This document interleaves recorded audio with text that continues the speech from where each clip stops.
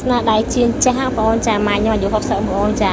គាត់អង្គុយកាត់រោគបងចានេះភៀវគាត់នៅអាមេរិកគាត់ធ្វើការកំងរោគបងចាហើយលទ្ធផលដែលគាត់កាត់បងចាគាត់កាត់បានណារោគដែលភៀវកំងបងចាភៀវកំងដៃជាតិថ្មីហើយខាងក្រោមហ្នឹងភាព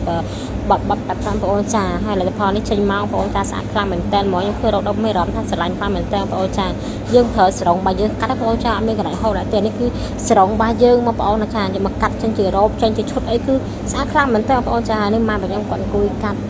ម៉ូដែលភៀវកំងចានៅសរោគដៃប៉ោទីបងចានេះគេហៅថារោគម៉ូជាតិថ្មីបងចាដាក់រួចពីខាងក្រោយហើយនឹង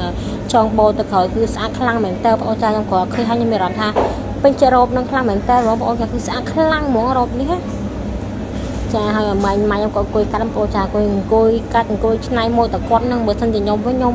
អត់ជួយកាត់បានទេបងប្អូនខ្ញុំអត់ចេះទេខ្ញុំបានមកត្រឹមធ្វើទីផ្សារអីក៏ជួយលក់ជួយផុសជួយចោលអវ៉ាញ់ជួយអីម៉ាយតែប៉ុណ្្នឹងអើបងប្អូនចាតែបើកាត់ដែរចេះអីខ្ញុំអត់ចេះទេព្រោះខ្ញុំគឺជាអ្នកធ្វើការទេចាអញ្ចឹងម៉ាញខ្ញុំក៏អ្នក